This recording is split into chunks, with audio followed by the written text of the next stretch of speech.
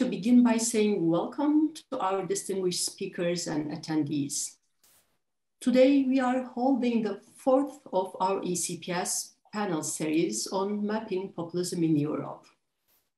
Before introducing our speakers today, I want to briefly inform you about the series. It has started at the beginning of this year and is composed of 10 monthly sessions aiming at mapping populism in the continent. We do so by opening the floor to scholars every month to discuss and shed light on the state of political populism in a different region of Europe.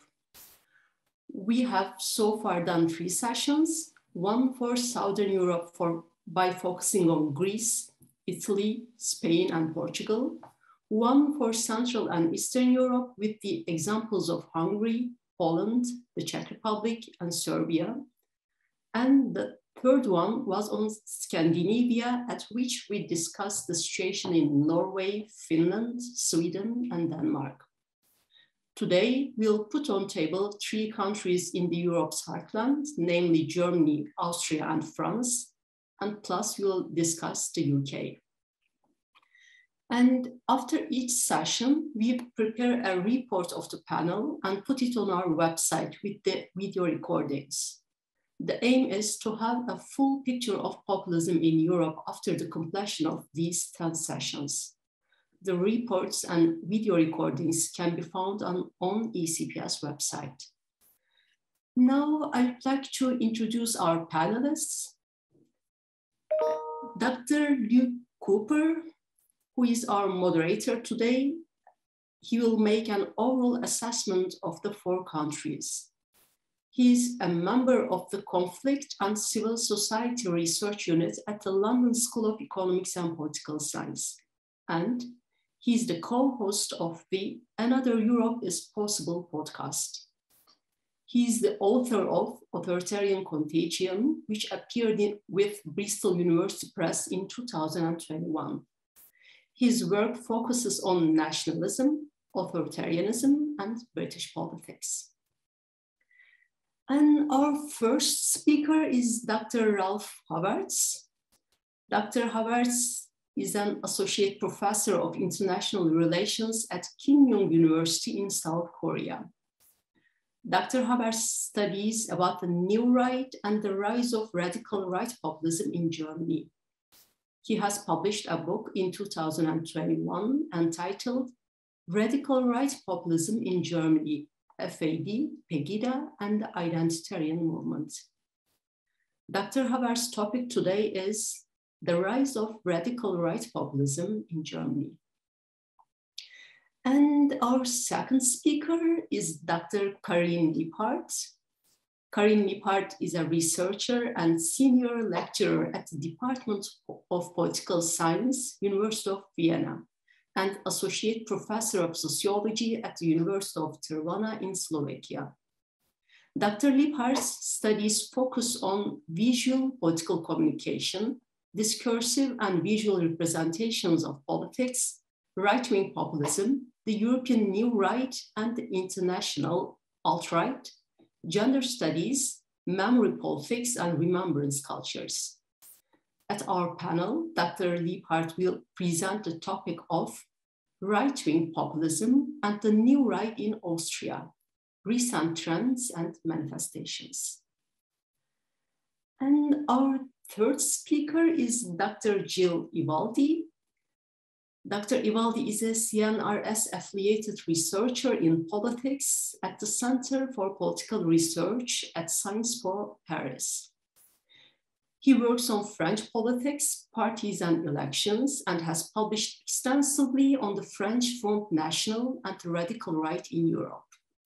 His current research interests also include the comparative study of the populist phenomenon in Western Europe and the United States in relation to processes of globalization and internationalization and the intersection of populism and national sovereignty.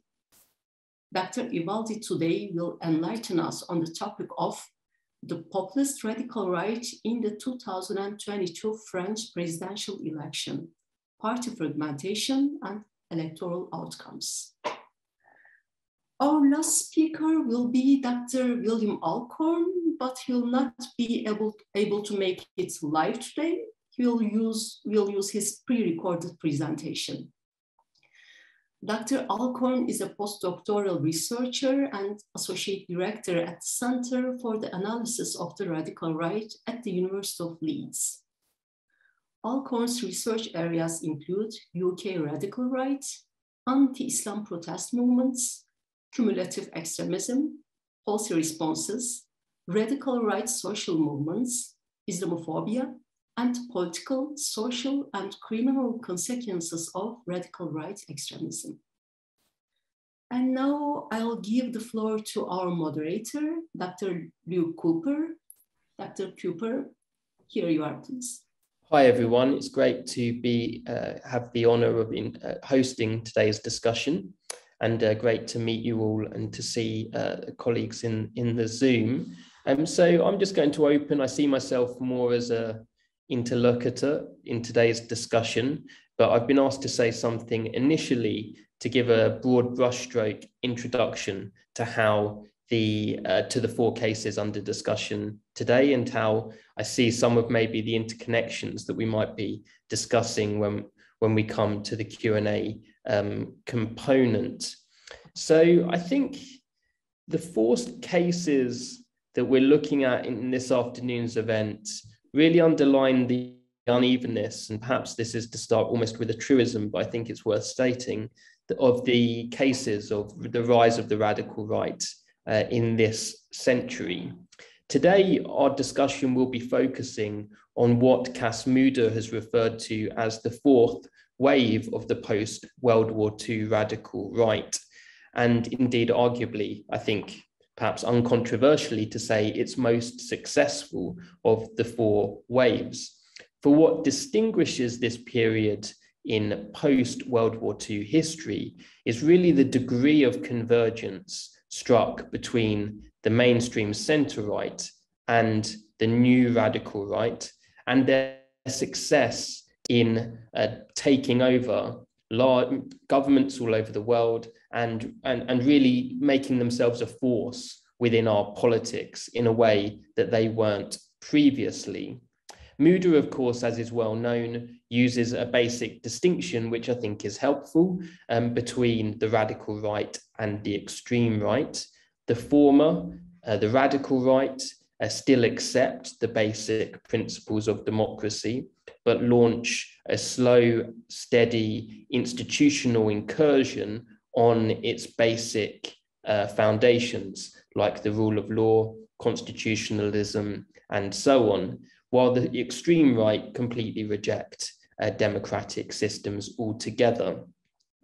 And one of the countries we're going to be discussing today plays a special role in Mudde's account of the fourth wave. That's Austria, that Karin Liebhart is going to be talking about. And in a way, it's the critical case and almost the exemplar case for the story of this transformation.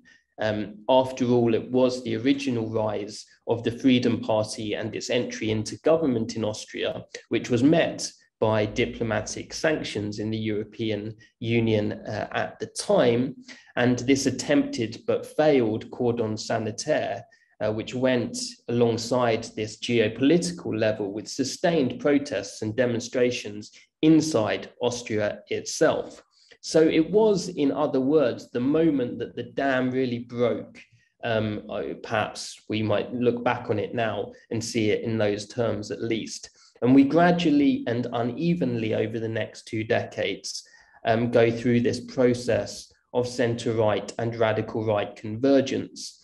And that Mudde-influenced account of the story, I think, is helpful because it pushes back on the over-focus on the fallout from the 2008 financial crisis, i.e. the rise of the radical right in this century has longer origins across the previous, the decade preceding the 2008 financial crisis. Germany, in contrast, looks perhaps like a kind of rapid response to the 2008 financial crisis. and so in a way kind of underlines the complexity of this story and its unevenness.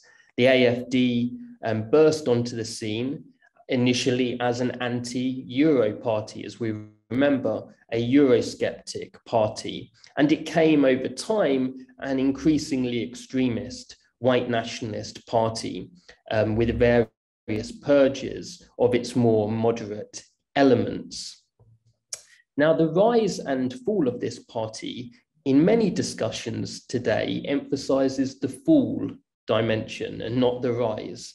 After all, so the story goes, Germany has demonstrated the strengths and reserves of its democratic character, the societal depth on which its democratic institutions stand.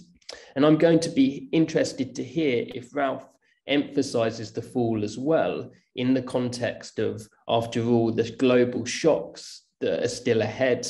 Inflation, of course, in Germany is something that attracts great concern and fear for historical reasons, as it's often identified with the collapse of German democracy last time. That episode, that historic episode, naturally haunts discussions of the far right in Germany today, and for good reason.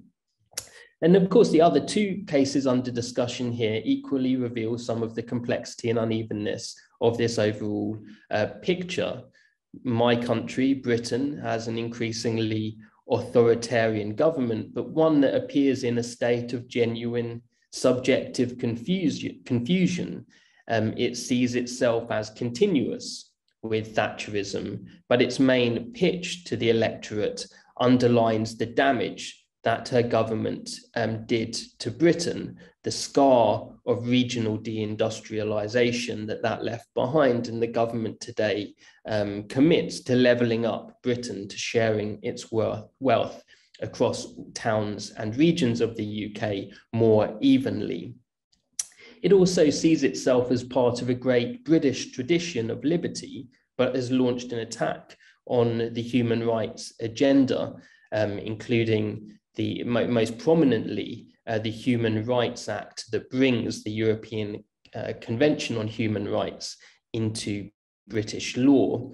And it completely rejects really foundational elements of international refugee law, especially with its most recent piece of legislation, the Nationality and Borders Bill, and the high-profile proposal to summarily deport refugees who arrive in the UK by irregular, informal means to Rwanda. So a viciously authoritarian, very ethno-nationalist agenda, but one that is perhaps distinctive by perhaps the confusion of its own political elite that is left grasping without a project. And so to France then, the fourth of the cases that we're going to be discussing today.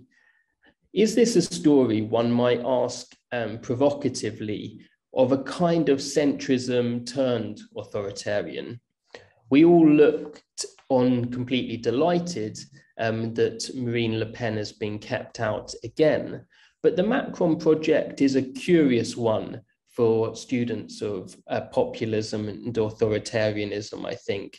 After all, Macron's initial pitch to the French electorate in 2017 had many of the elements of a populist insurgency style appeal. In the first round of the French presidential elections in 2017, he adjusted his language quite significantly in the second round with this much more unifying pitch to the electorate.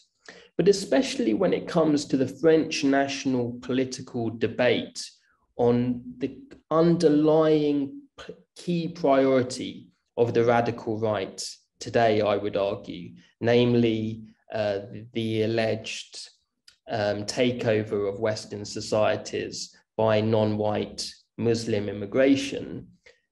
French centrism, and indeed often the French left and centre-left across the French political spectrum, pitches itself in a very uncertain terms when confronted with this challenge. And we have, of course, recent cases of the French state repressing human rights organizations, using defamation laws to attempt to close them down, that are campaigning against for the human rights of the French Muslim community.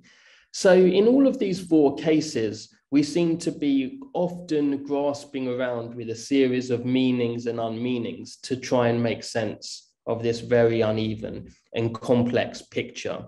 And I really hope that the panelists in today's discussion will help us find much more clarity than perhaps I've suggested in my opening remarks. So without further ado, let's move to our first panelist, which is going to be Ralf.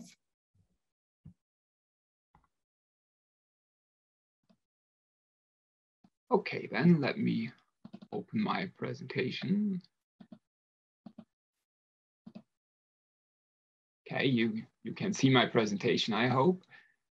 Yeah, can you? Very good. So I always ask the question since the COVID time, since we've all been online, because there were 2 or 3 incidents where I was talking about something and nobody was seeing anything on the other end. So I really got used to actually ask, do you see what I see? Yeah, all clear, so, you're good.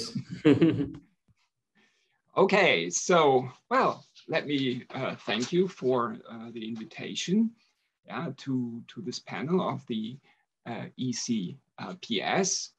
Today I'm going to talk about the rise of radical right populism in Germany.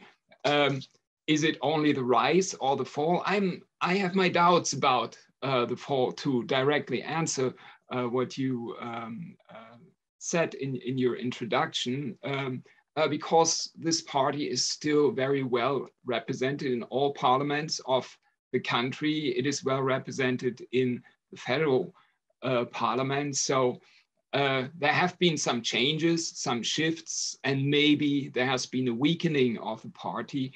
But I think we will have to cope with this party for the foreseeable future, for the medium-term future. Okay, so here are my contents.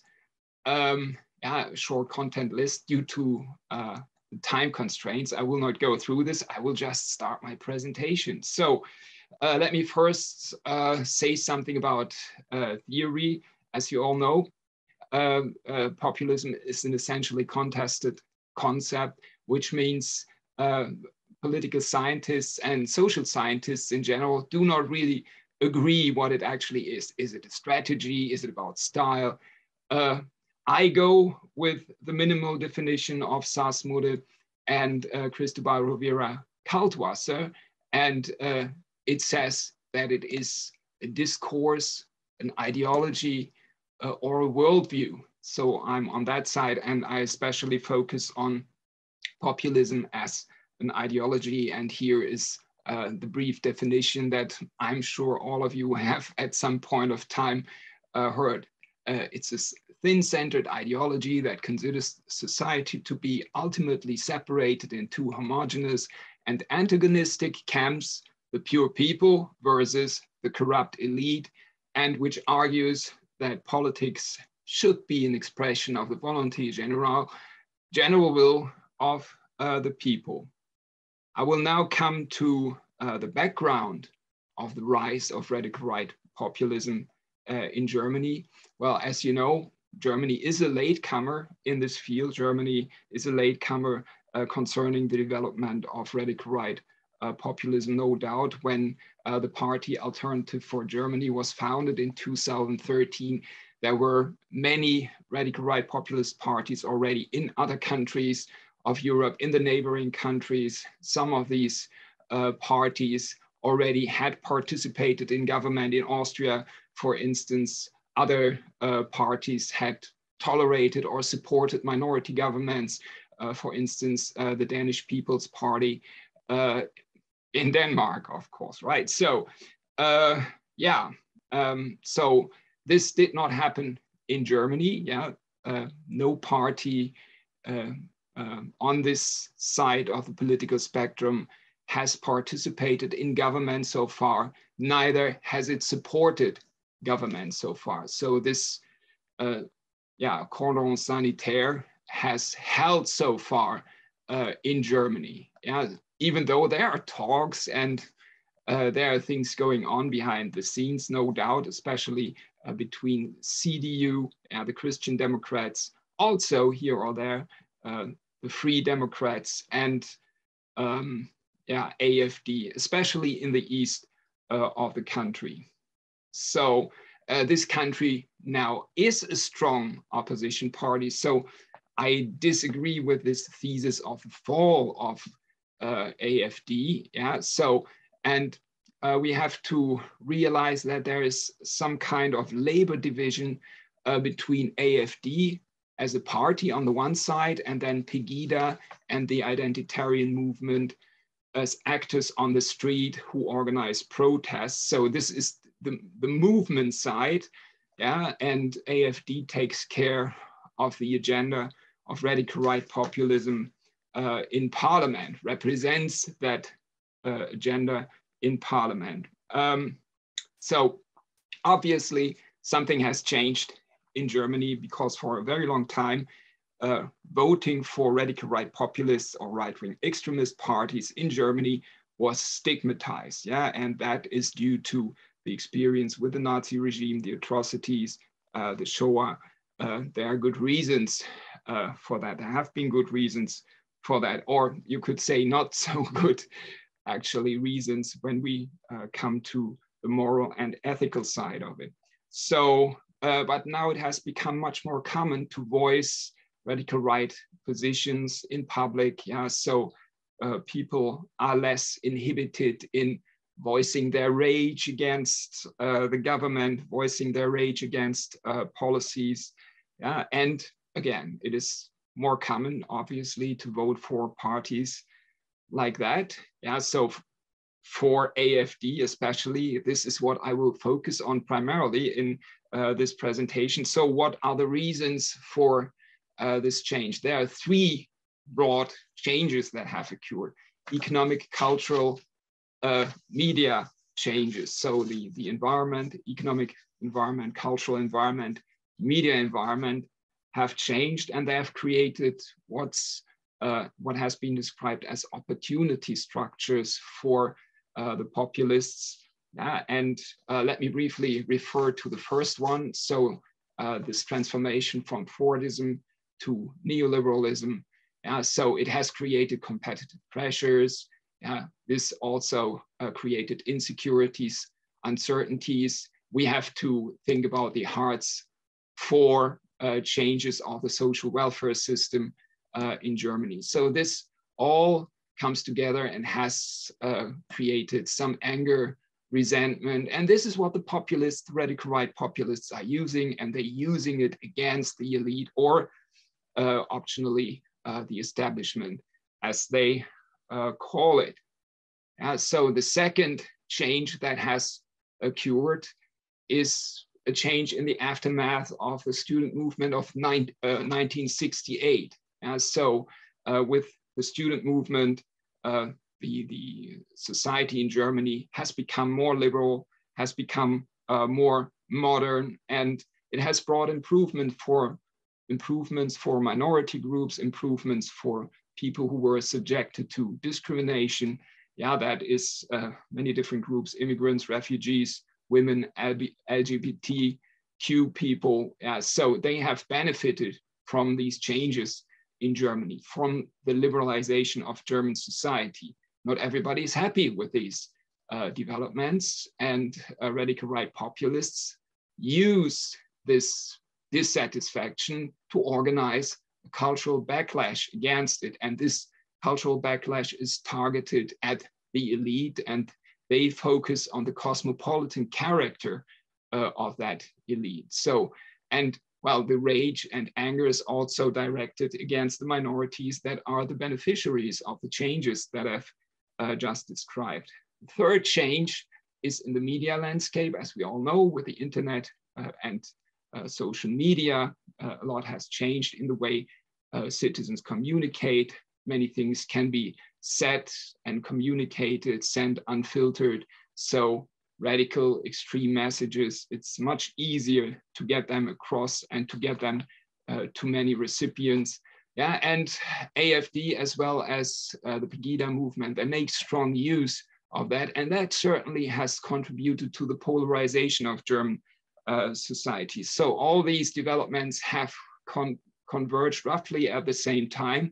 And then there are the crises, which Luke mentioned. Yeah, so the global financial crisis, also the Euro crisis. Yeah, and this is what AfD primarily reacted to, because initially it was primarily a Eurosceptic party. It still is a Eurosceptic party, but it is much more than that. It has become much more than that. Before I come to AfD, let me briefly talk about the precursors. Yeah, so the party did not come out from nowhere. There were precursors, and actually some of the parties that existed before, when they self-dissolve, they recommended, well, become a member of AfD. That is, for instance, true for pro-Deutschland, that is pro-Germany. So the pro-parties on regional level, still some of them exist, but on national level, they have dissolved. The same is true for the freedom. Yeah, the freedom, that is die Freiheit, actually the name of the party. It is not clear, do they still exist or not? It appears they also have dissolved, and some of them have become members of AfD. So we have a list of precursors. The Republicans, probably the most successful of these parties. Yeah, so they have been, they have gained seats on regional level. Yeah, then there was the Association of Free Citizens, the Freedom, the Pro parties, the Schill party in Hamburg primarily, the last one. So, and they had electoral successes, but these successes were confined to regional and local level, and they were mostly short-lived. So, and essentially what we can say is these parties are failures. Not so AfD, yeah, not so AfD, because, well, this party certainly can already be said to be the most successful radical right party in the history of post-war Germany. It got over the 5% threshold for parliamentary representation in all the elections since 2014. So regional elections, national elections, European elections, yeah, they are represented in all the parliaments in which they could be represented. They have seats everywhere, and that also means they earn money. Representatives of the party earn money, and that is also, it also means many opportunities for employment, and not just of the people who are members of the party, also people in, you know, in the environment, from Pegida, but especially from the identitarian movement. So in the federal election 2017, they got 12.6% of the vote, and then they lost a little bit in the last election. So they got 10.3%. I wouldn't call that a fall, actually. So losing 2.3%, I would say kind of a consolidation on somewhat lower level. This party started out as a Eurosceptic party. Those who founded this party, they were dissatisfied with the way European integration was organized, and especially the approach of the center-right parties, the CDU, FDP, so the Christian Democrats, the Free Democrats, how they were actually handling this. And then came the crisis. Then especially came the Euro crisis and the rescue packages. And Ms. Merkel, Chancellor of Germany back then, she agreed on rescue packages for Greece especially, helping Greece with its financial problems. And that really resulted in rage and anger against Miss Merkel. She really became a hate figure for radical right populists on their protest marches, on their demonstrations. It was very often directed directly against Miss Merkel. So really, it was the AfD to some extent an anti-Merkel party. So they have lost something, actually. They have lost this hate figure now with Angela Merkel. I think that is also an important development for the radical right in Germany. So probably they need somebody new there. So initially it was primarily a liberal, an economic liberal party. So there were several people in the party that can be described as ordo-liberal, so neoliberals, specific type of neoliberalism in Germany, which members of the party are focusing on. So, and that was the dominant wing in the beginning. There were other wings in the beginning. There were national conservatives right from the beginning, no doubt, and people have seen that, analysts have seen that in the party. But anyway, in the beginning, it was described as party of professors and journalists and people who were looking at the party. They actually thought this is a party that has some competence in the area of economics. And this is also how they portray themselves, because, well, there were several economics professors, and the face of the party in the first years, that was Bernd Lucke. He is also an economics professor in Hamburg. So, and he was very often on TV and discussing economic issues based on his credentials as a professor, So, but as I said, right from the beginning, there have been some conservative members, and very soon also people from the new right, which is a group of intellectuals between the radical right, somewhere in this gray area, radical right-wing extremism, also got attracted by this party.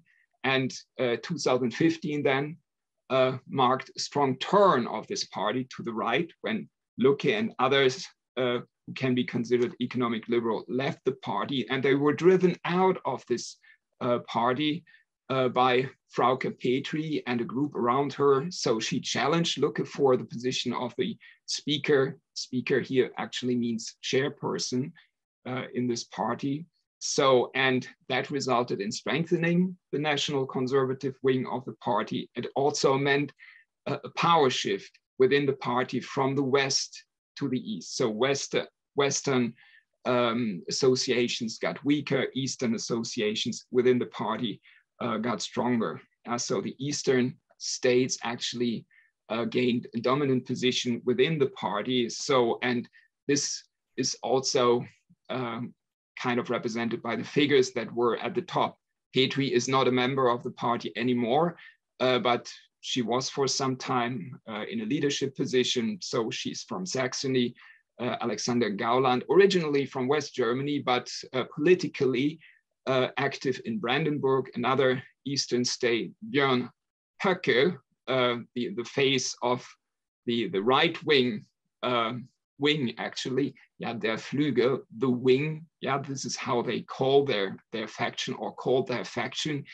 So also from the East. So they assumed leading positions in the party and became very influential in the party. By the way, Mr. Schrupalla, who is the incumbent party speaker, also is from the East, from Saxony. He is holding the electoral district of Görlitz, which is in the very east of Germany, where he got more than 35%. Let me check, that was 35.8%. And he won this district. So he won this district, a direct mandate for the Bundestag in the last elections in 2021. So, Hi, Ralf. Sorry to interrupt, just to say you're out of time now. Okay, I will come very soon to the end. So let me make this brief. So the AfD has performed much better in the East than in the West on federal level as well as on subnational level. As you can see here, these are numbers, percentage numbers, which they reached in elections on subnational level. There's also a gender gap, a very wide gender gap in the party, as you can see here. And this gender gap has increased in national elections over time. I spoke about their Flügel.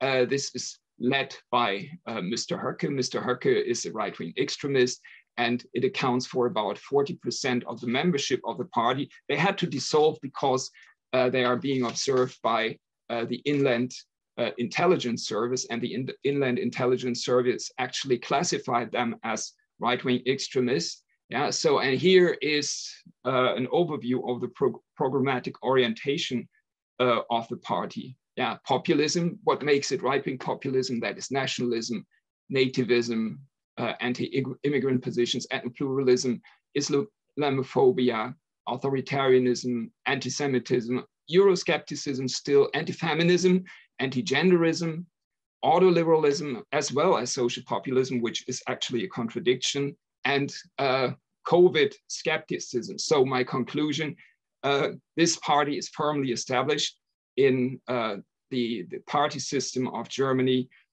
We have seen a continuous shift to the far right with this party, within this party also.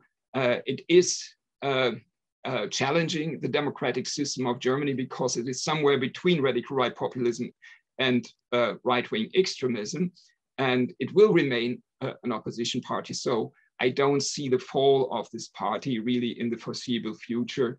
And the party was not able to benefit from the skeptical positions of the people on the measures that the government is taking against COVID. So I'm sorry for doing overtime, and I will be very happy to answer your questions if there are any questions later.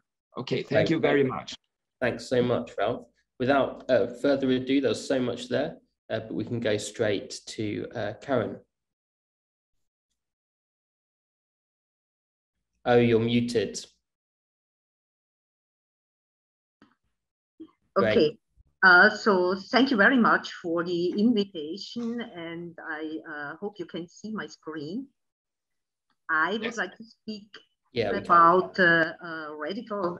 I slightly rephrased the title of my presentation. I would like to speak about the radical right wing and right-wing populism and the new right in Austria. And I would suggest to use the label right-wing populist for the Austrian People's Party under their previous chairman, Sebastian Kurz. It's clear that this party can certainly not be seen as a right-wing populist party in every respect, but several characteristics, such as, for example, the strong focus on the political leader, the support of strong controls on immigration, the rhetorics of welfare chauvinism, and also others, apply, at least to some extent. The radical right-wing populist example would be the Austrian Freedom Party and its offspring, the Alliance for the Future of Austria, which has been known for its considerable political success in national politics since the 1980s.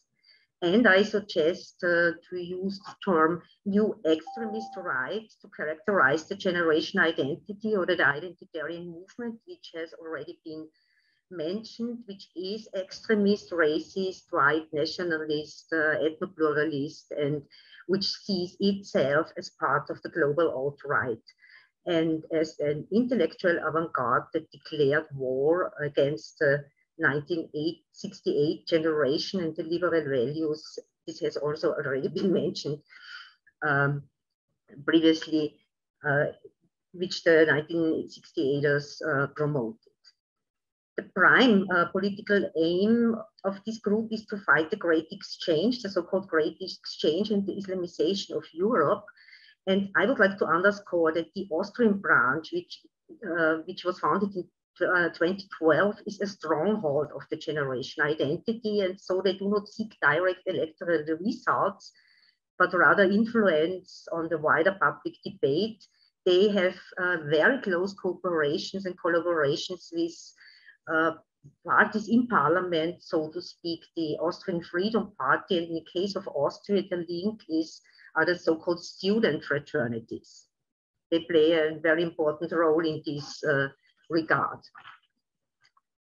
Let me start with the moderate form of the right-wing populist spectrum. I would like to draw your attention to the fact that when in October 2017, the Austrian People's Party and the leading candidate Sebastian Kurz had won the general elections, two journalists, Erich Brattberg and Viola Meyer-Westflug, and also there are also scientists, highlighted Austria as a very curious case of populism. Why? Because a few months earlier, the election winner Sebastian Kurz had taken leadership of the center-right People's Party and rebranded the party as a political movement in a very populist way. This movement entirely focused on his own personality, and he directed at the same time the People's Party sharply to the right. He ran the elections under the heading of change, and the populist brand Sebastian Kurz proved very strong, and support among potential voters increased dramatically from around 20% to 31%. The election result led to the formation of a right-wing populist coalition government with the radical right Freedom Party as a junior partner, this time not accompanied by significant protest from abroad. This is interesting compared to the year 1999, which was mentioned in the introduction.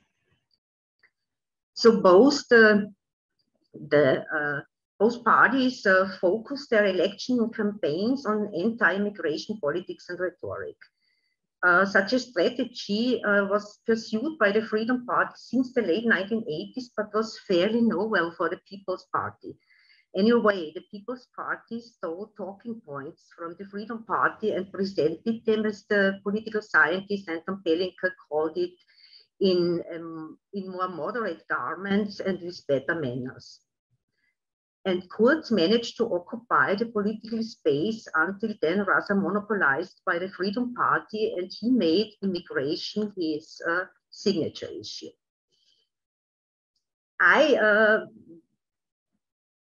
In my opinion, this is an indicator for the most sustainable achievement of the whole election campaign 2017, and what happened around it is an indicator for the perhaps most sustainable achievement of the Freedom Party over the previous 3.5 decades, and probably its biggest success, because the Freedom Party succeeded in shifting the political discourse in Austria further to the right and to normalize right-wing populism in Austrian politics.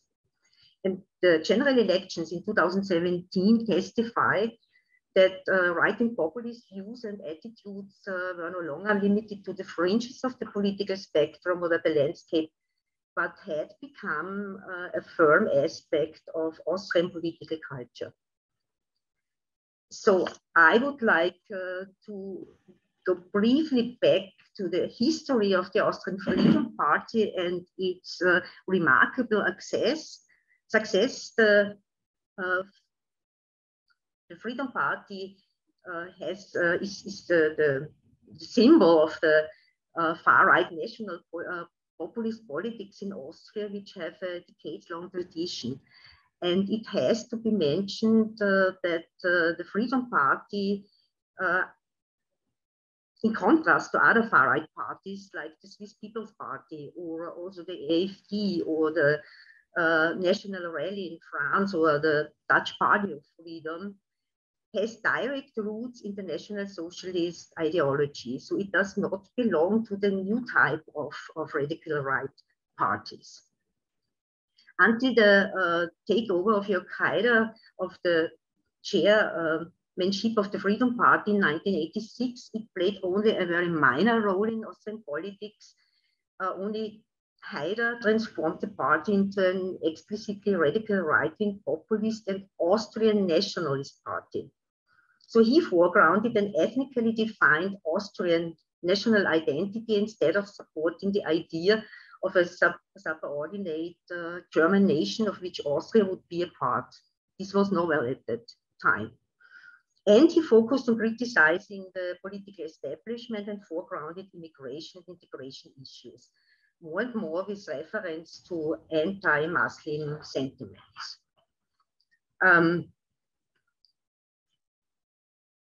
The Haider's demagogic politics and his novel ideological focus on a folkish Austrian identity construction paid off at the polls very well.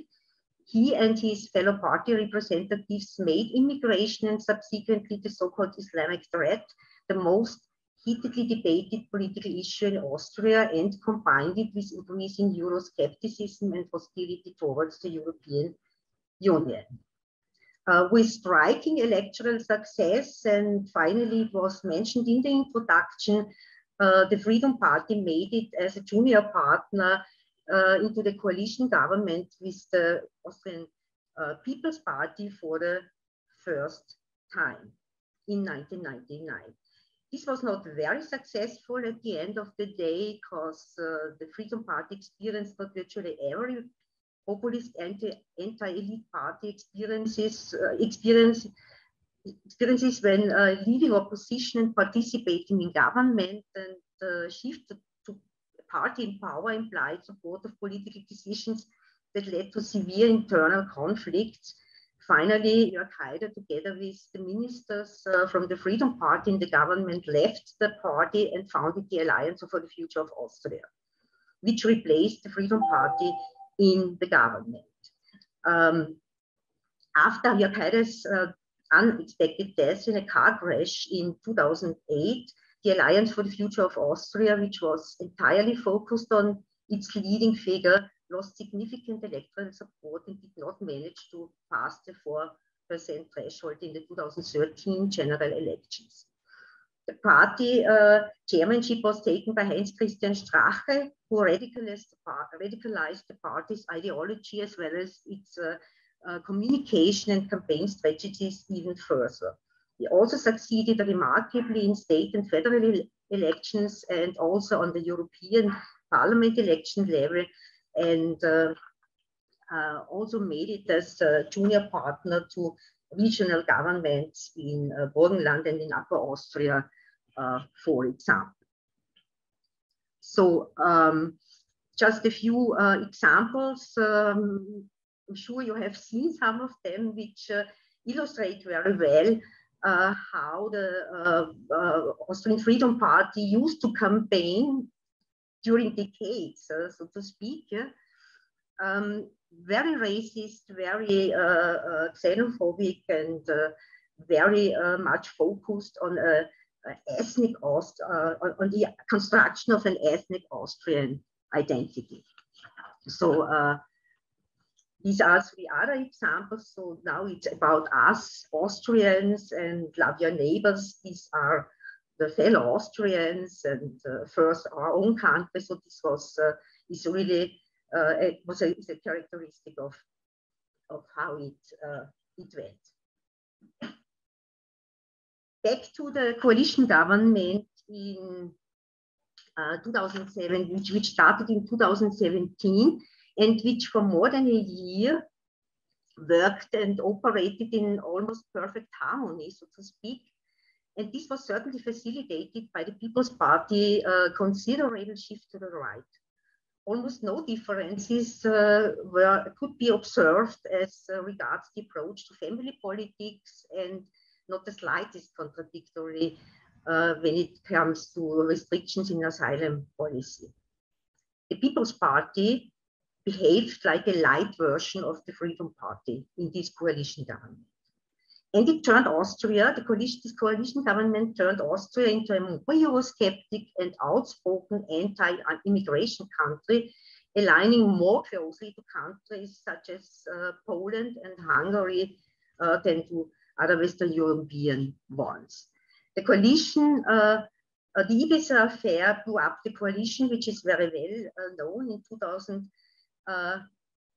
2019.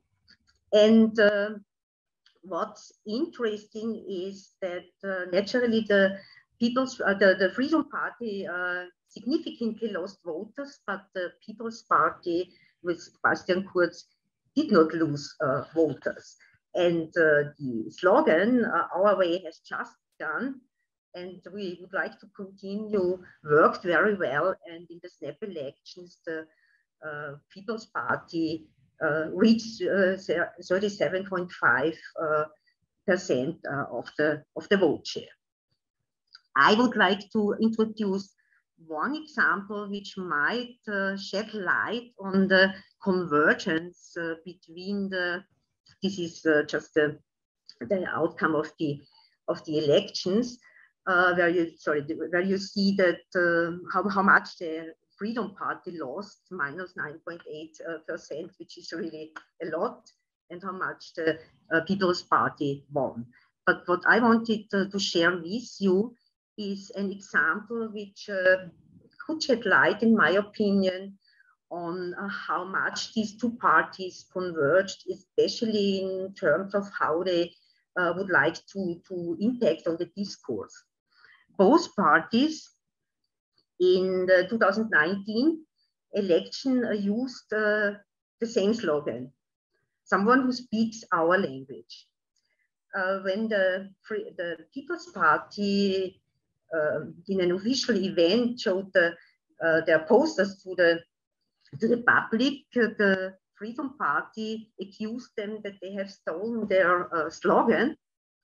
And what's really funny is that eventually it turned out that this slogan has also been used by Jörg Haider and the Freedom Party about 20 years ago. So what I would like to get across is that this appeal to the people, yeah, to show the populist leader as the one who speaks the language of the people, is a clear indicator of a right-wing populist perspective. Now we are in the year 2020. The Freedom Party, very interestingly, improved meanwhile. And the reason is that the chairman of the Freedom Party, Herbert Kickl, who took the leadership of the party in 2021, he managed to regain support among the potential voters because he stages himself as the only one who acts or the representative of the only opposition against the COVID-19 related measures of the government. So the FPÖ, the Freedom Party, is very active in organizing the so-called Corona rallies. Herbert Kickl himself very often speaks at these rallies, and also other party members, and he, for example, calls these rallies a festival for freedom, and staging himself as the only Austrian politician willing to protect people's democratic rights against the government is one thing. The other thing is that he and the other members of the leading members of the Freedom Party, they have absolutely no problem to very closely collaborate with representatives of the identitarian movement in co-organizing these Corona rallies. And the Corona rallies have certainly offered the opportunity to have a new kind of stage, yeah, for right-wing, radical right-wing politics, be it as a party in parliament or as a movement outside parliament, but in very close cooperation. And my last slide only focuses on the identitarian movement, which some say the identitarian movement has hijacked the Corona rallies, especially in Vienna, but also in other Austrian cities. I do not need to explain these slogans. So it's about the Great Reset, and yeah, government should control the borders and not the people. And we know this very well from other countries also. However, this close cooperation between the Freedom Party and the extreme right identitarian movement has drawn again more attention to the extremist version of right-wing populism, radical right-wing populism in Austria. However, I think that the lasting impact, the transformation of the People's Party into a right-wing populist political force has had on Austria's political landscape and on its political culture should not be underestimated. What I find very interesting is that it seems that the Freedom Party is a key actor in this regard, collaborating with center-right parties who turn populist right-wing parties on the one hand, and on the other hand, having no issues with closely collaborating with really the extreme right, which is absolutely against not only the liberal democracy, but against democracy as such. And within a general climate of right-wing populism in the Austrian society, you can also see that a lot of those who participate in these Corona rallies do not have any issues with marching together with the extreme right. So they are not extremely, they would not join the movement, the identitarian movement, but they have no issues with it. Thank you very much for your attention. Great, thank you so much. There's so much there in our first two presentations for us to think about, looking ahead to the Q&A in a moment. I mean, the thing that strikes me about the Austrian and German cases is this difference in centre-right response to the rise of the radical right. In one, Accord and Sanitaire still holds; in the other, that there's a long term. It was always non-existent in this fourth wave period. But there's much more to say and think about. But let's move at this stage to Gilles to hear about France. And Gilles, over to you. Thank you so much, and thanks for the invitation. I'm sorry about the bad light because the window is just behind me. I hope you can see me and hear me okay.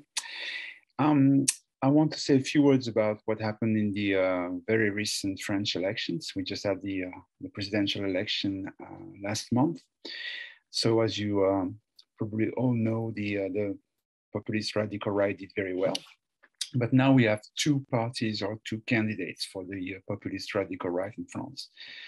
For many, many years, it has been mostly the former Front National, which is now called the Rassemblement National, the National Rally, which has been seen as the typical populist radical right, led by Jean-Marie Le Pen, then Marine Le Pen. But this year we've had a new face of the populist radical right, and that is Éric Zemmour, who's a former journalist turned politician, and he's been running in the presidential campaign. So we've had this sort of complexification of the populist radical right scene in France, which is very, very interesting because these two candidates, they've taken very different stances. They've pushed different strategies, and they've appealed to different electorates. That's what I would like to discuss with you today. Well, first of all, if we look at Eric Zemmour, clearly we see the typical features of the populist radical right. Here I refer, of course, to the classic definition by Kasmude, this mix of populism, nativism, authoritarianism, which is very clearly found in Eric Zemmour's ideology or rhetoric. And it was very clear from his manifesto or campaign speeches. So the classification, and we can discuss that further if you wish, but the classification of Zemmour as another populist radical right politician makes very little doubt in my opinion. So now we've got, if we want to understand what went on during the election, we have to look at two diverging strategies. If we look at Marine Le Pen and the Rassemblement National, clearly it was a twofold strategy. The first aspect, the first main dimension was the so-called de-demonization strategy.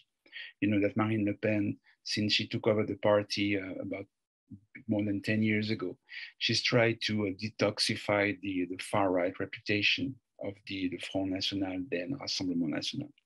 So in this campaign, she's made a good deal of efforts to present herself and the party in a much more respectable way and a much more acceptable, socially acceptable way.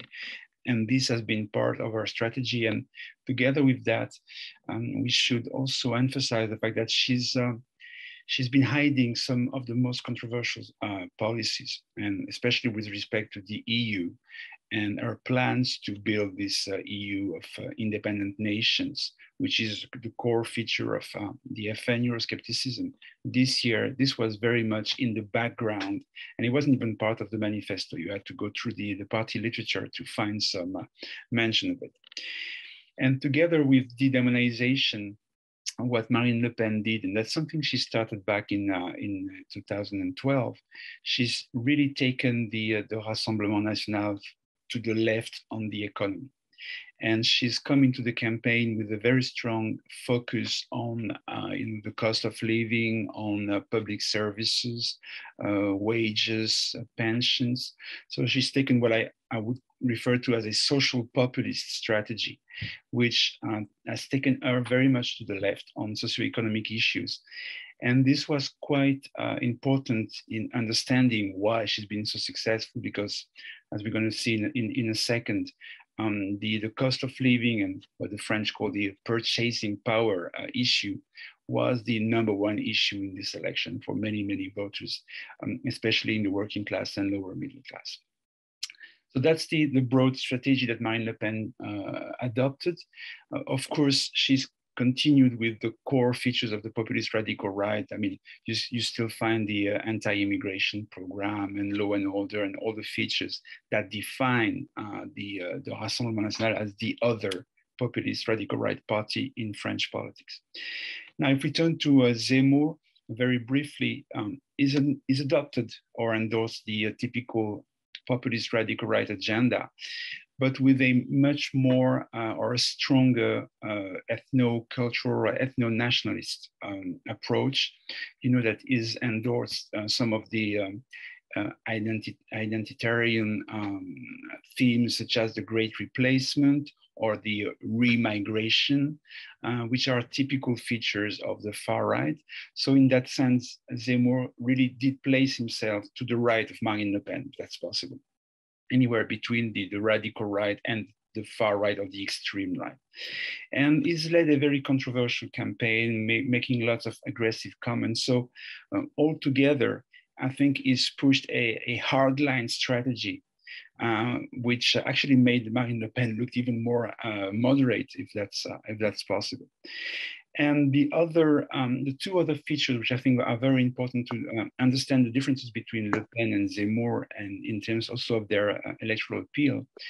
Zemmour took a very culturally conservative approach to the election. He's been pushing. speaking against the LGBT lobbies and anti-wokeism and that sort of features which we find in the alt-right. That's something that Marine Le Pen has very seldom done during this campaign. And the last thing which I think differentiates Zemmour from Le Pen is economic agenda. While Marine Le Pen has taken a leftist stance on the economy, Zemmour came into the campaign with a much more liberal agenda, a classical right-wing liberal pro-market agenda, which I think made a difference in the eyes of voters.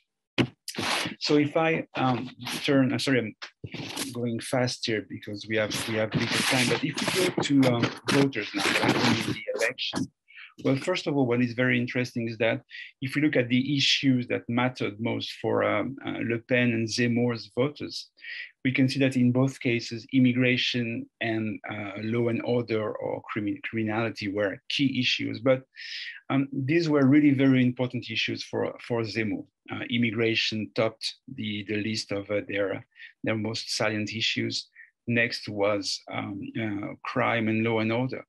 We saw a different pattern with Marine Le Pen. The first, and by far the first of the top issue for them was the cost of living. So in this election, socioeconomic issues, they took over the agenda of Le Pen's voters for the first time in years, because it used to be immigration first for many.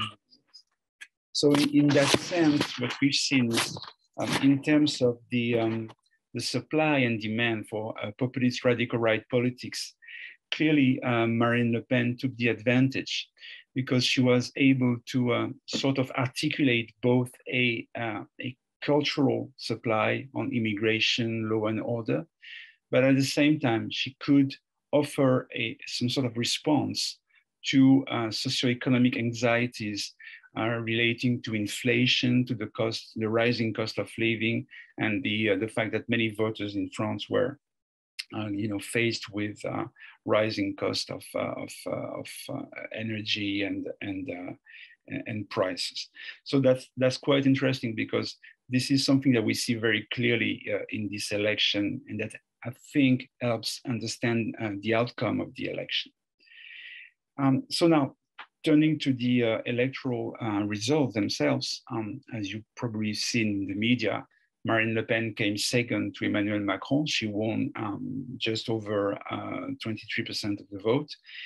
And while he was doing very well in the polls until early March, Zemmour fell in the election down to 7%. And the main reason for that was clearly the beginning of the war in Ukraine. Zemmour has been, very clearly pro-Putin, like Marine Le Pen, but in the war in Ukraine, is continued with this pro-Russian line. He hasn't changed or tried to moderate his views on Russia. And I think for that reason, he's been seen as even more extremist. And of course, this is associated with the many comments he made during the campaign. So altogether, I think Marine Le Pen checked 3 very important boxes in this election. I would say she still responded to anxieties about immigration, national identity. So that's the traditional agenda of the populist radical right in France. She's established a more credible and a more respectable profile. She hasn't quite completed de-demonization, but she's established clearly a more respectable profile in this election.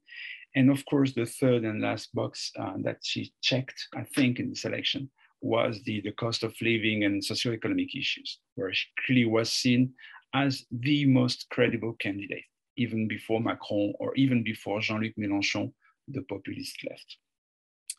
I don't know how much time I got left, but maybe a few words very briefly about the sociology of those 2 electorates, because that's quite interesting.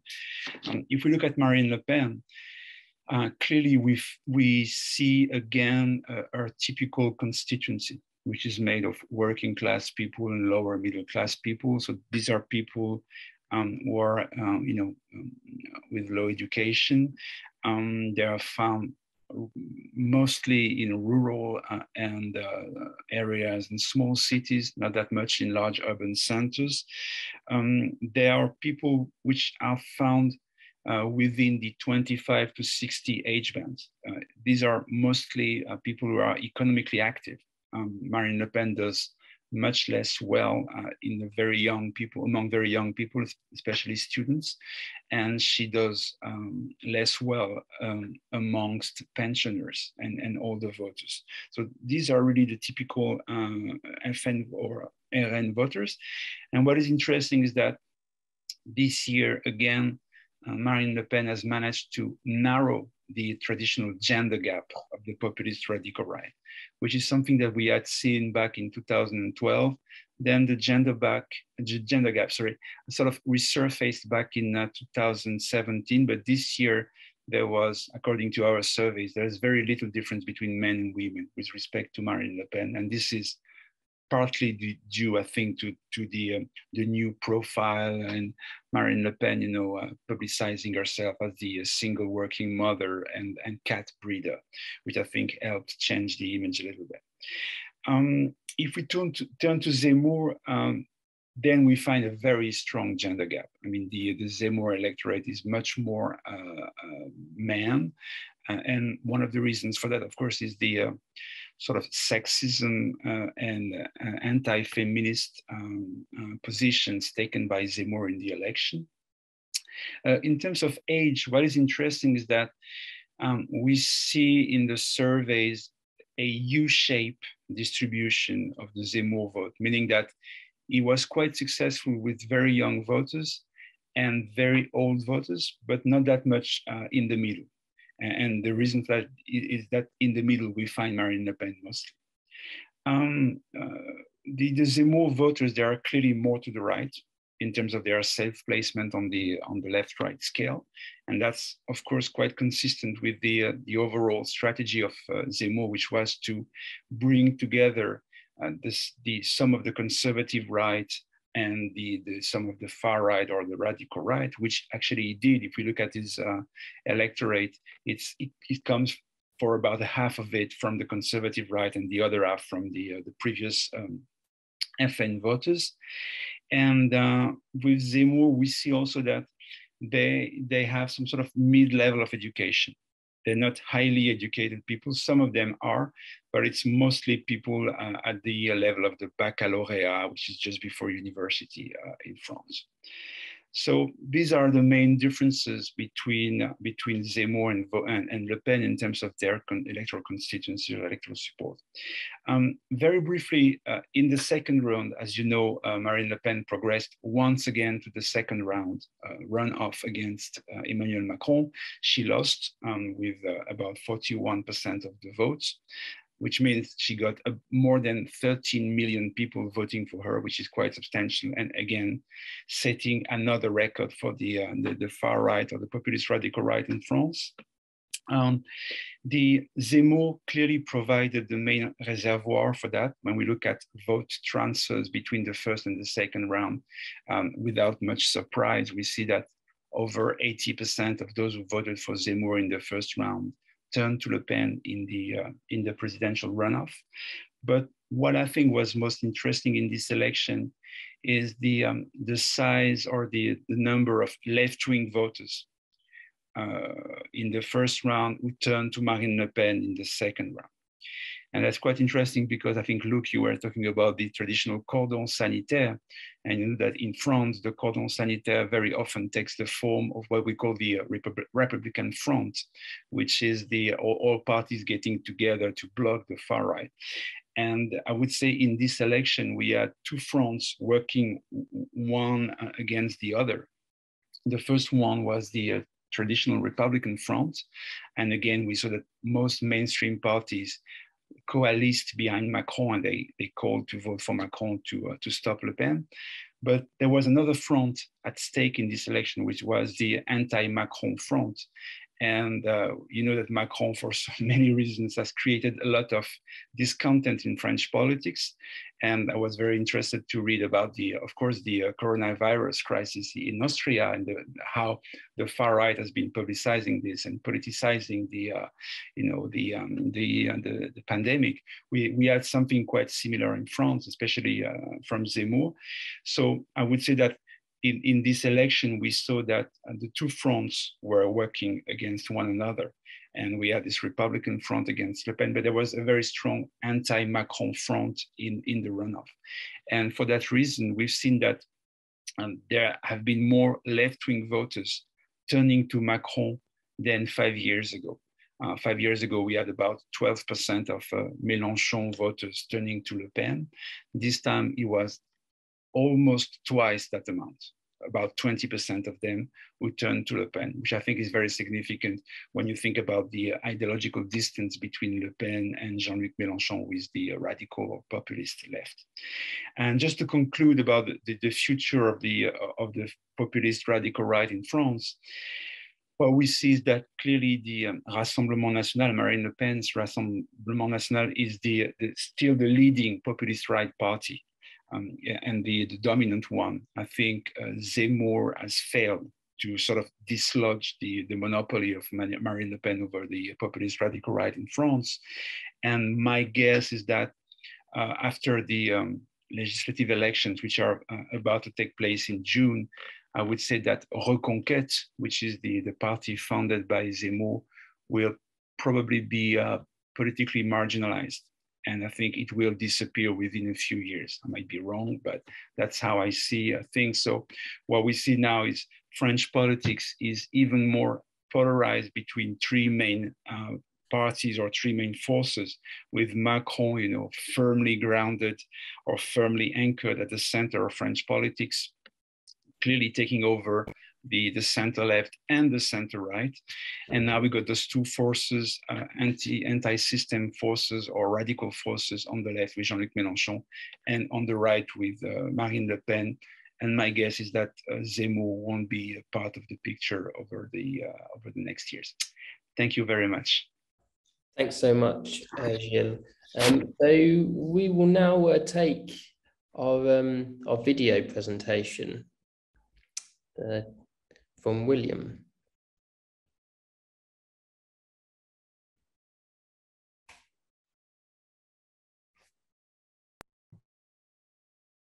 Hi, my name is Dr. William Allchorn, and I'm the Interim Director at the Centre for the Analysis of the Radical Right. I'm sorry that I can't be with you guys live today at the seminar event by ECPS, but I hope these brief comments will elucidate some of the discussion that's already gone on. So in this talk, I'm going to have a look at how the UK radical right has been transitioning in the UK from the margins largely to the mainstream, and then perhaps we can think about it also kind of returning back again.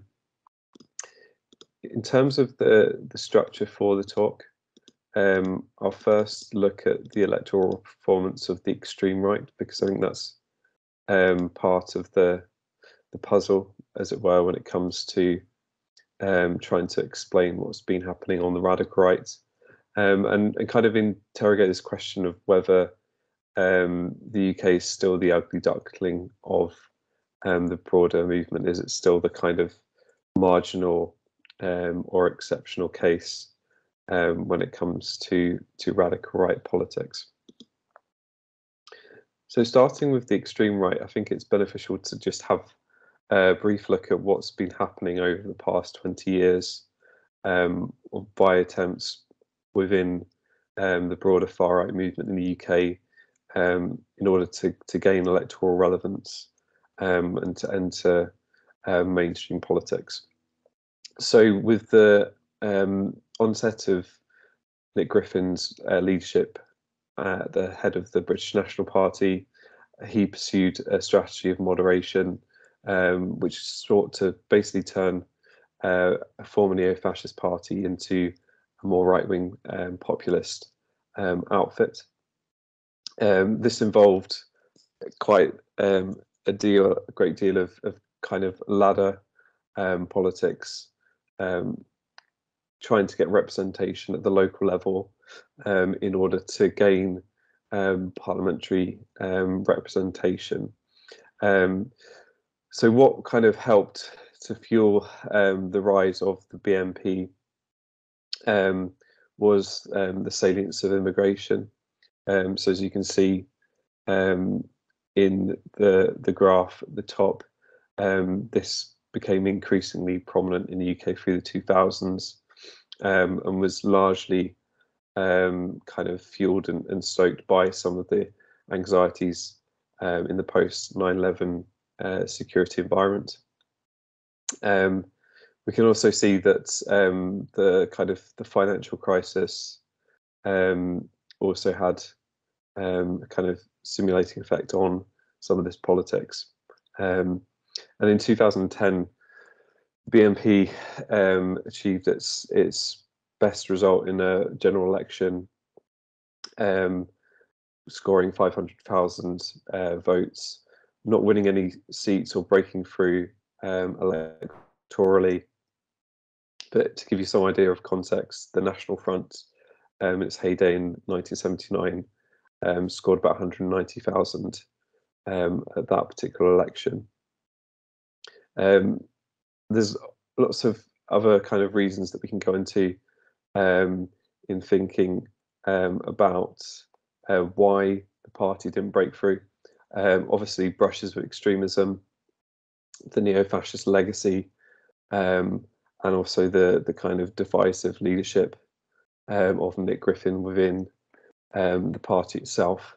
And we can see how the salience of immigration also slightly dropped, and its inability to kind of move out from the electorate of kind of disgruntled former Labour voters meant that there wasn't a broad electoral coalition to really draw upon in that instance.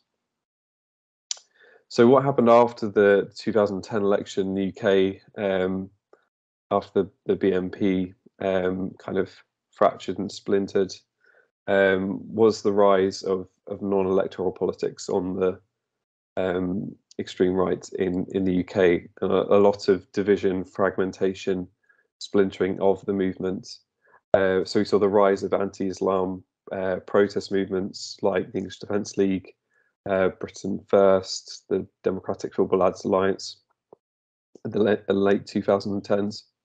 And yeah, the further kind of electoral decline and almost kind of obliteration from the electoral map of the extreme right. And what's kind of concerning the recent picture is that actors like Britain, but also Patriotic Alternative, who's not a registered electoral party at the moment, but will be perhaps sometime in the future, have moved the dial back from more kind of culturally racist politics of anti-Muslim prejudice towards more kind of biological forms of racism. So talking about white genocide, white marginalisation, and white victimhood. But if we're looking at the more kind of populist, kind of radical right scene, so in this sense, we define the populist radical right according to Casamuda's 2007 definition, that this ideology contains an element of nativism, so division of society between a native in-group and an out-group. Authoritarianism is another element, which involves both authoritarian leadership styles, but also kind of law and order solutions to problems, particularly in relation to immigration. And then finally, an element of populism, so the division of people between division of politics between a corrupt elite and a pure people, and all policy decisions being kind of measured through that lens of the general will of the people, or common sense kind of politics. The key actor here, obviously, we're thinking about in the 2010s is UKIP. So again, UKIP was originally kind of started in the 90s as a completely different outfit to what it became under, or virtually kind of transformed outfit than what it became under Nigel Farage. Founded by Alan Sked, an economics professor at the LSE. It was mainly kind of established to radicalise the Conservative Party into a more hard kind of Eurosceptic position on the nature of Britain's EU membership.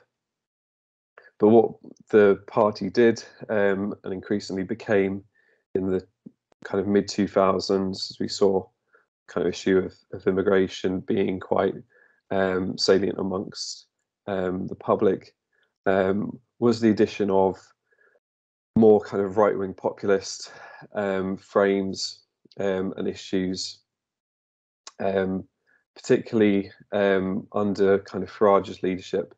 This element of kind of seizing upon voters who perhaps have felt kind of left behind or abandoned by the mainstream parties as they became more kind of socially liberal and kind of cosmopolitan, targeting middle class voters rather than the traditional working class. So under Farage, saw the kind of meteoric rise of UKIP at the local level, but also the regional level at the European Parliament. And some people post this as related to this kind of targeting of left behind voters and anti-establishment sentiment. But also what's important, I think, in terms of difference between the BNP and UKIP is that lack of a neo-fascist or extremist kind of past being associated with that more kind of constitutional issue of EU membership really helped to kind of catalyse its rise in membership. And while it didn't break through electorally, did have some notable conversions from the Conservative Party. So Mark Reckless and Douglas Carswell triggering by-elections in 2014 in order to become members of Parliament for UKIP. And this momentum kind of carried through, particularly the 2014 election, with UKIP coming first in those elections. It was a kind of key election for a lot of populist parties, but the UKIP performed particularly well. But all of this didn't kind of materialise at the ballot box. What happened was the party did do well, but kind of struggled with the first past the post system. Was able to concentrate its votes sufficiently in order to win a seat, despite securing 4 million of the popular vote, and also being the party that was considered kind of most authoritative on the issue of immigration. So what happens in the immediate aftermath is that kind of Farage resigns and then unresigns. And we have this kind of hiatus until the 2016 EU referendum. And so what happens is that the party is also largely divided at this campaign between the Leave.eu and Vote Leave campaigns, and with Nigel Farage backing the Leave.eu versus Douglas Carswell backing the Vote Leave campaign. And we really see the kind of turbocharging of a lot of anti-immigrant frames that then kind of go on to become adopted by the Conservative Party going forward after the referendum. And what we also see happening after that is the further radicalisation of UKIP itself. So, for example, after the 2017 general election, we see a number of candidates coming forward for the party. One in particular, Anne-Marie Waters, former blogger for a site called Sharia Watch, and other anti-Islam kind of actors coming into the frame, and anti-Islam agenda becoming more keenly represented in the programme of the party. But also what we see in the mainstream is we see Theresa May adopting some of the right-wing cultural agendas of UKIP, so bringing back grammar schools, for example, and left-wing economics being fused with that. It's quite a key winning formula in the current environment for radical right parties, as we've seen in the French presidential election. So more state intervention than we perhaps associate with the Conservative Party.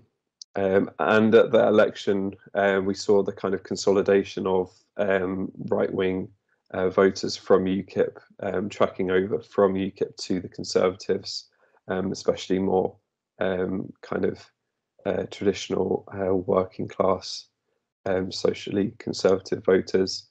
And that kind of further was capitalised on 2019 under Boris Johnson. And this further consolidation within the organisation of the Conservative Party, so getting rid of more socially liberal members and engaging in a bit more of kind of the culture war on cultural issues became a key kind of battle cry and framing for the party. And we saw the rallying of extra parliamentary groups on the extreme right behind the Conservative Party shortly after the election, and a kind of marginalisation of the activists and electoral kind of manifestations of the radical right, which became the Brexit Party and then the Reform Party, with UKIP at that election posting 44 candidates but only achieving 0.09% of the vote. So to conclude, we can kind of suggest that in terms of parliamentary breakthrough, that the British exceptionalism thesis, what Roger Griffin calls kind of the Britain being the ugly duckling of the European extreme right and far right, is historically true, but this became increasingly kind of contested and problematic in the 21st century with the rise of BNP and also UKIP.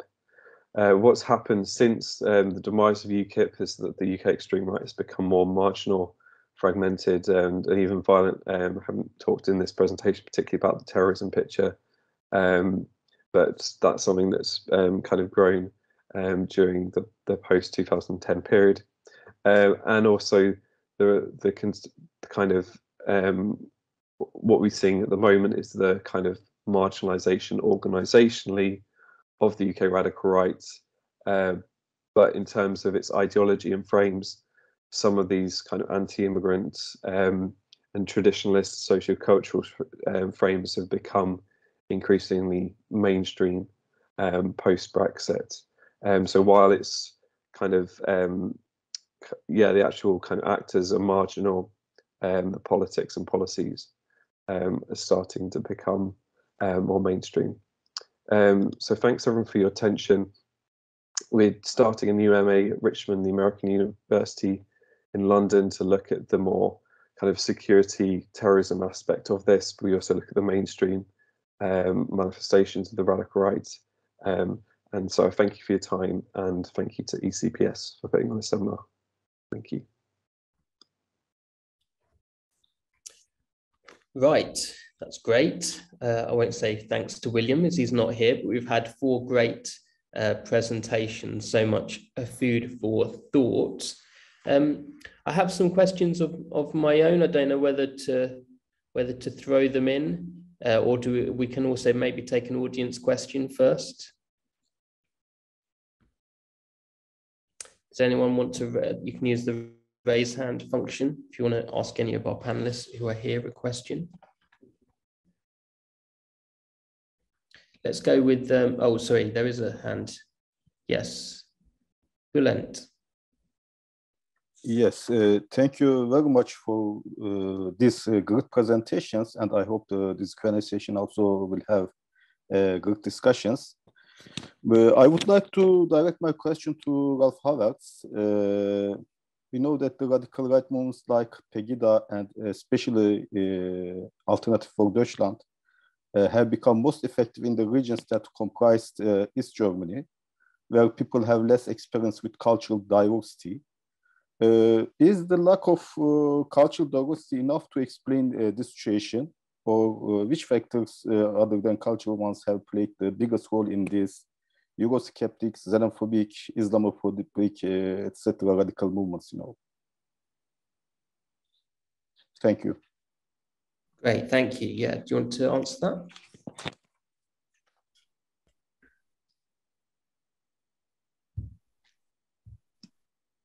Okay, yes, of course, I would like to answer.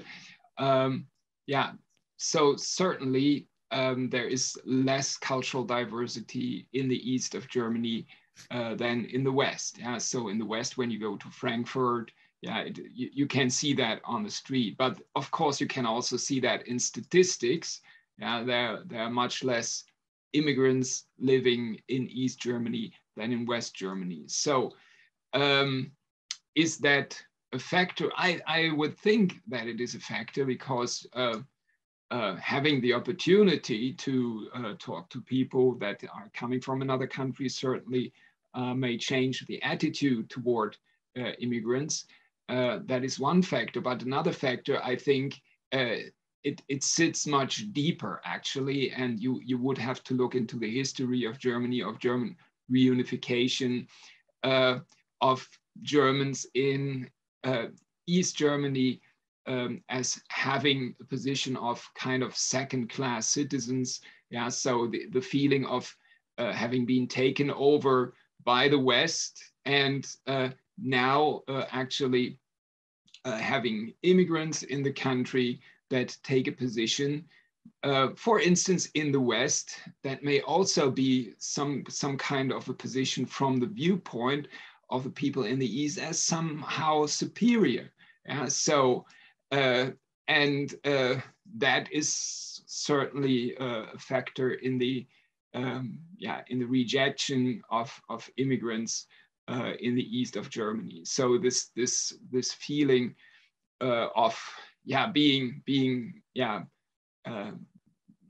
downtrodden and always left behind and not at the center of the considerations of politicians. That there's of course a lot of conspiracy theories also going around that it is immigrants that come first and then it is us. So this results in narratives like that. And I think that is one of the major reasons why we see these differences there. So we will have to look into the history of the reunification process. And well, the reunification process also has, to some extent, I would call it a desertification of parts of the rural areas in East Germany. It has resulted in a brain drain. More than 3 million people have moved from the East to the West in the first 2 decades, actually. And those who were left behind, literally were left behind there. So that is also a factor. So there are many cultural factors, and I think reunification also plays an important role there. I hope I could answer your question to your satisfaction. Great, thank you so much. I've got a question for each of the panelists, and maybe I'll go to Karin first. So does the Freedom Party's take up of the COVID-19 anti-vax protests that you mentioned make it easier or harder to keep them out of government? I would assume it makes it slightly easier to keep them out of government. Like most countries, Austria is pro-vaccination. I was in Vienna recently, and also in January, actually. And next time I'm there, I should come and say hello to you, and we should have a discussion. So, and you know, it was a very rule, like you'd expect with Austria. It's a very rule compliant society when it comes to COVID rules and so on. It's very built into the national culture. You know, one can't really imagine this kind of anti-vax sentiment, conspiracist sentiment, having a majoritarian impulse in the way that you can see other aspects of the far right appeal, like in other countries, being able to reach further into society. And I just wondered what you thought about that. And I suppose I also had a second question too. It's interesting how important corruption and cronyism has been in the populist story in Austria. Again, like it doesn't fit with the Austrian national character. Like I don't want to engage in stereotypes here at all, but most Austrians don't consider the Austria to be a corrupt country. And it's with both the centre right with Kurz, and of course previously with the Strache and the Freedom Party, both in a way really up to their eyeballs in corruption. So yeah, I was just wondering what kind of role you see that playing. Them has there already been some kind of backlash, and will there be more backlash? Is there a point of hope in pushing back against radical right populism?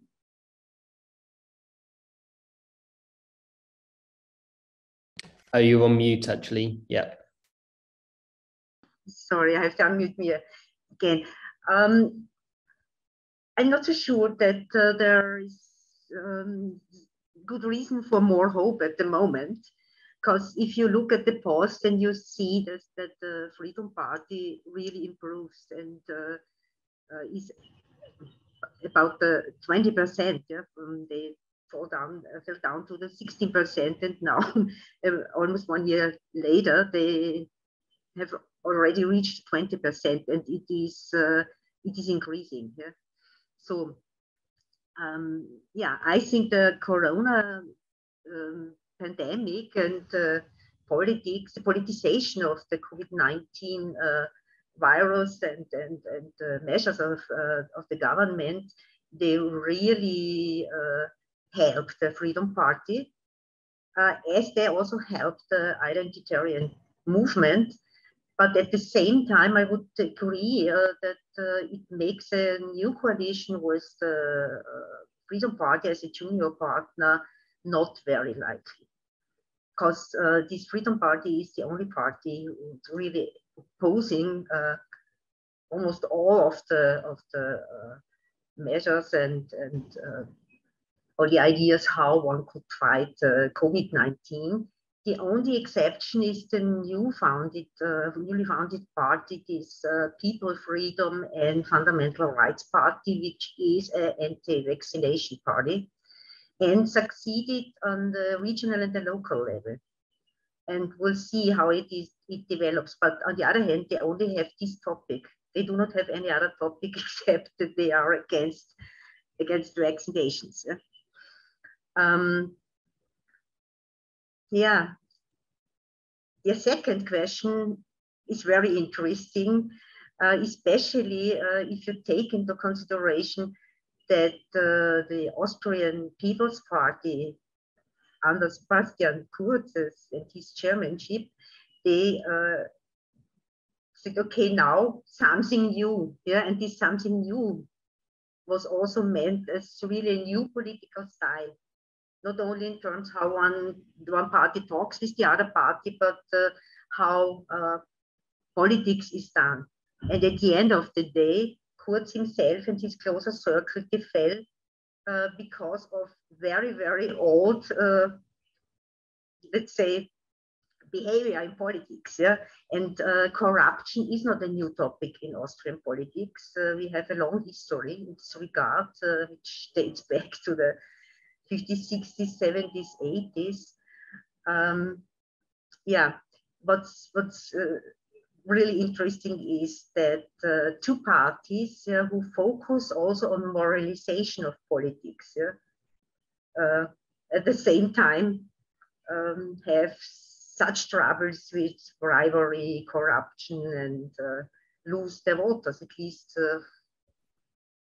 for a certain period of time. Yeah. And the Austrian People's Party still suffers. They are really, Sebastian Kurz, I would not say he almost destroyed the party, but yeah, he left the party in such a disarray that it is hard to imagine that they will succeed at the next elections. Yeah, interesting, great. Not sure whether I answered to your question. No, you did. That's, okay. We have a question from the audience, Erdem, Kaya. Yes, I first would like to thank all speakers. I'm a PhD student and I also serve within the foreign policy program of the ECPS. My first question is about the far right in Germany for Dr. Ralf. My question is that to what extent the rise of this anti-immigrant Pegida movement has been a key factor in that strong turn to the right of AfD in 2015. And in recent years, Pegida seems to have lost momentum. Do you think this is, this can be considered as partially, co-optation by AfD? I mean, the AfD, co-opting the Pegida movement, like stealing their policies and ideas. And my second question, it's more like structural, like it's more about the party system in Europe. I mean, I'm just wondering if we see the rise of these populist social movements in the form of Pegida or identitarian movements.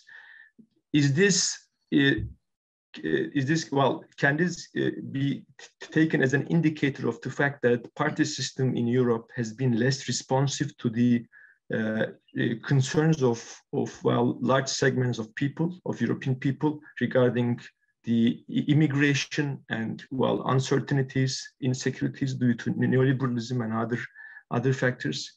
I mean, this is for all speakers, whoever would like to answer. That's all.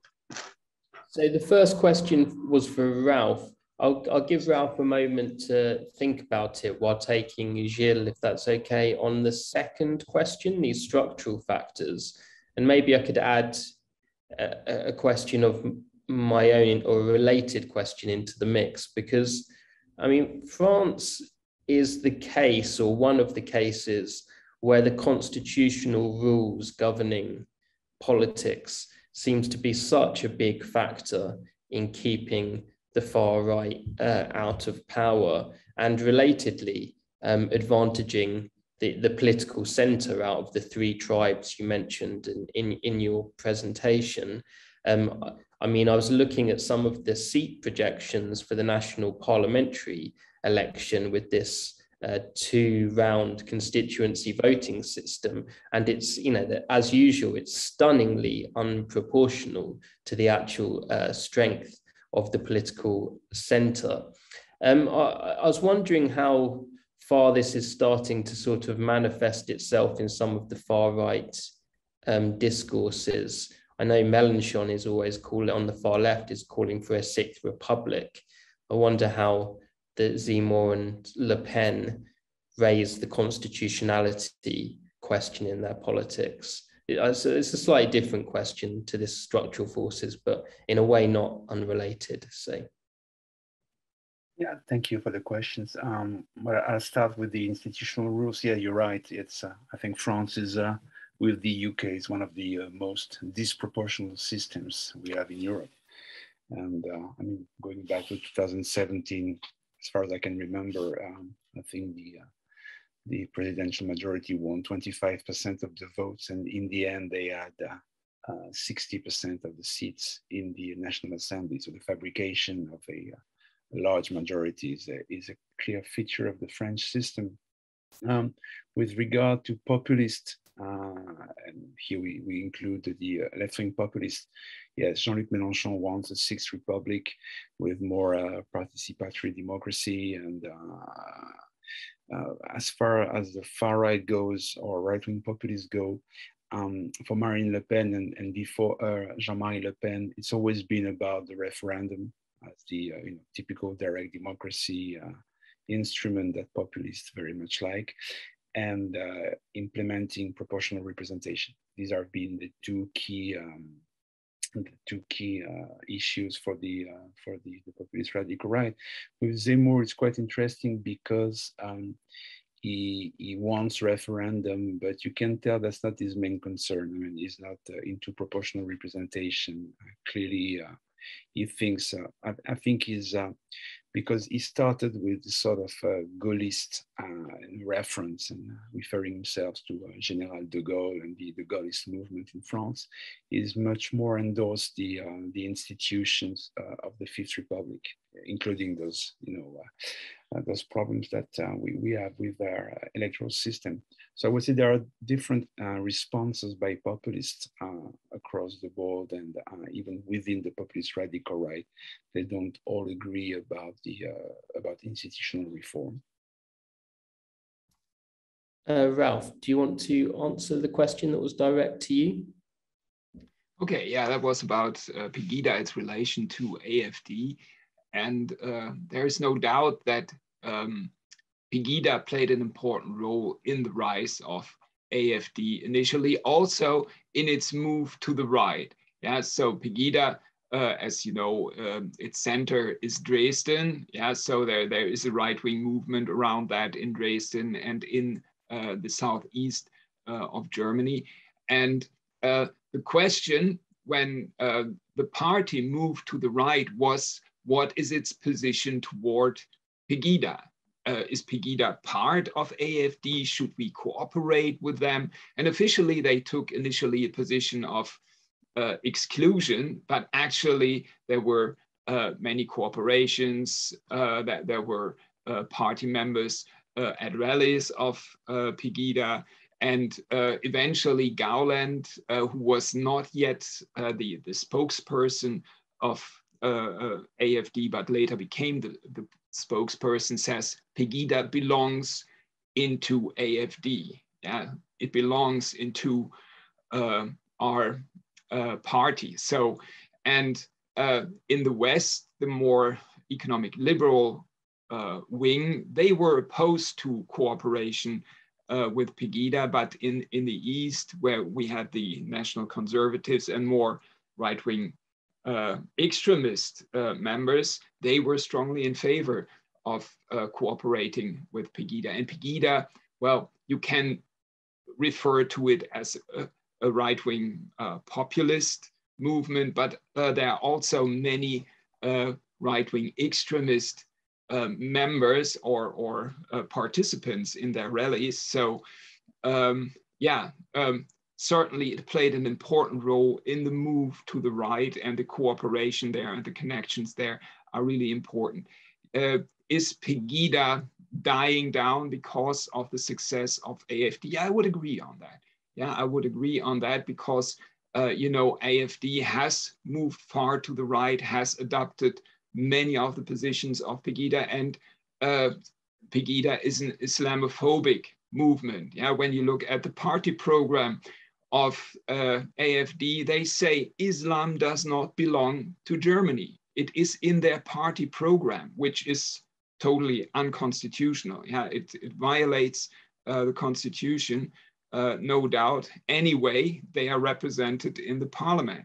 Yeah, they are represented with a program point like that in the federal parliament. So, they're certainly attracting many of those who were attracted by Pegida. And when you look at the rallies of the party, especially in Saxony, some of the rallies, they were modeled after the rallies of Pegida. So actually the party is kind of emulating the movement in some areas, especially of the East. So that certainly may have contributed to the demise of Pegida. But I think what also has contributed, of course, is the COVID pandemic, and you know, people were not able to gather anymore. So these gatherings, these rallies, they were prohibited for some time. That also certainly dealt a blow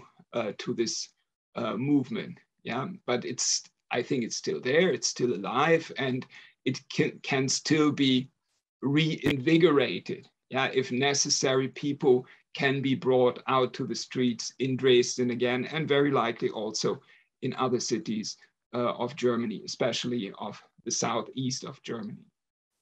Okay. Thank you. Yeah, that's a great answer. And we'll go to Melissa now to ask her question, and then we'll take our speakers for their final word because we're nearly out of time. Thank you. Yeah, my question is for Gilles, and it's about Marine Le Pen's kind of de-demonization kind of project over past years. To what extent do you think, if she were to gain power, to what extent would that de-demonization process be genuine, and what is kind of hiding that would kind of rear its head if she were to gain power? Okay. Great. I'll just before you come back, Gilles, I'll just ask a question to all of the panelists and then take you in turn. I mean, like Ralf in his talk mentioned some of the labour market insecurity dynamics that the AfD emphasise in their propaganda, Hartz IV, etc. I mean, I was wondering in terms of the profile of radical right voters in Europe, we talk a lot about regional inequality and the left behind, or what in another language is called the geographies of discontent, and that came up in the earlier in the East-West Germany dynamics. I'm wondering if we should talk more about property ownership and how, in the cases we've discussed today, you see that or not playing a role or not. I mean, I know friends in Berlin are always, complaining about how expensive property is now compared to 15 years ago, and residential property values have basically doubled since the 2008 financial crisis globally. So it's almost, the value has doubled. It's a huge phenomenon. And so I'm just wondering if is your classic populist voter, if you're going to define them in the UK, you would say they're probably relatively secure homeowners, but in parts of the country increasingly that are economically struggling, and that they tend to be older and tend to have not gone to university. So I'm just wondering in whether there's a case for broadening out that question in these comparative cases. Let's go to Gilles first, and then we'll go to our two other speakers and we'll wrap up. Okay, thank you for those two questions. First, Melissa's question. Well, I would say that if you go back to how Marine Le Pen herself defined de-demonization back in 2011, she said it means changing the way that people see the party, not changing the party itself. And I think it says all. So I would say de-demonization is mostly cosmetic change. And this year in particular, Marine Le Pen has been going into what I would call stealth mode. She's been hiding everything that could be remotely controversial and trying really to present herself at her best. So I would say if she was to gain power, clearly the sort of democracy we would see in France, I would say would be very similar to the typical illiberal democracy that we see in Hungary, for instance. That would be what we could expect from a Marine Le Pen's presidency. I would say she could even go further than that, because the people around her are truly from the extreme right. We keep forgetting that her entourage, comes from the old FN. There's nothing new to the FN. So that would be my answer. I would be extremely worried if she was to gain power, and I would definitely lose my job. This said, I think there have been quite a few interesting papers lately about the connection between property prices and housing prices and populism. And clearly, if I take the French case, this is something we see. We've seen this process of gentrification of large cities in France, whereby working class and especially lower middle class people have moved towards the periphery. And now if we look at the geography of the Le Pen vote, it's clearly found among those people, again, working class, lower middle class people who live at the periphery of big cities. And as time goes by, they even live further away from big cities because of property and housing prices.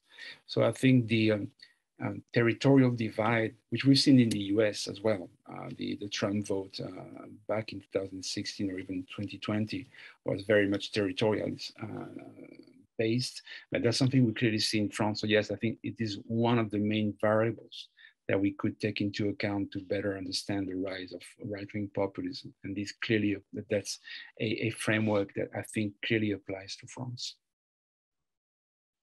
Great, we'll go to Ralf and then Karin for the last word. Yeah, about the property prices, certainly there is a connection. I'm sitting here in South Korea. We had an election recently, and what happened is a right-wing government has been elected. You could say a radical right-wing government has been elected. And the main reason, I would say, is the developments in the property market. Yeah, the prices in the property market, that was the main reason actually for electing that government. The thing is, when we talk about radical right populism, we normally focus on Europe. Of course, that is our topic today, right? So, but there is populism, right-wing populism out there in many other parts of the world, as you know. So yeah, in Germany, certainly the property prices, as they have developed recently, it's kind of perverse. Yeah, when you look at the property prices in Berlin, an average worker can't afford a flat anymore. Yeah, can't afford to buy an apartment that not with his or her lifetime savings, it's not possible. So that is the situation. And certainly what has happened in Germany is kind of a social populist turn of AfD recently. There's still these the economic liberal faction, but there's now also this social populist faction, similar to what happened in France. And that attracted many workers in the last elections, actually. Workers turned to that party, especially in the 2017 elections. In the last elections, SPD, which traditionally is the Workers' Party, has regained in this area, though yeah, it is still attractive for workers, this party, because of its positions on social welfare. And I would call it kind of exclusive solidarity that they're promoting. Why exclusive? Because it's not supposed to be for foreigners. It's not to be supposed to be for immigrants. It's only for Germans. That is also in their social policy program. And for some voters, this seems to be attractive in Germany. Thanks, Ralf. Karin, the last word.